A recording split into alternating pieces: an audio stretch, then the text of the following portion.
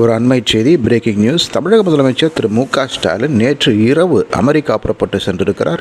17 நாட்கள் பயணமாக அவர் வெளிநாட்டிற்கு சென்றிருப்பதாக தகவல்கள் தெரிவிக்கின்றன. முதலில் அவர் சான் பிரான்சிஸ்கோ நகரத்துக்கு செல்வார் என்று சொல்லப்பட்டாலும் அந்த 17 நாட்கள் எங்கு செல்வார், என்ன திட்டம் என்பதை பற்றி அறிக்கைகள் வெளியிடப்படவில்லை.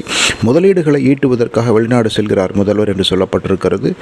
முதல்வருடன் ஒரு உயர்மட்ட குழுவும் தமிழக அரசு சார்பாக செல்கிறது என்பது குறிப்பாக பார்க்க வேண்டும். முதலமைச்சரிடம் வெளிநாடு செல்லும் பொழுது அமைச்சரவை மாற்றம் குறித்து கேட்கப்பட்ட பொழுது அமைச்சரவையிலே மாற்றம் ஒன்றுதான் மாறாது என்று சொன்னார்.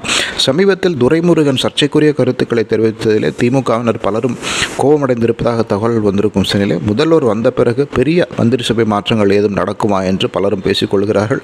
குறிப்பாக மிகவும் தாமதமாகி வரும் உதயநிதி ஸ்டாலினுடைய துணை முதல்வர் பொறுப்பேற்பும் முதல்வர் வந்த பிறகு நடக்குமா என்று பொறுத்திருந்து பார்க்க வேண்டும்.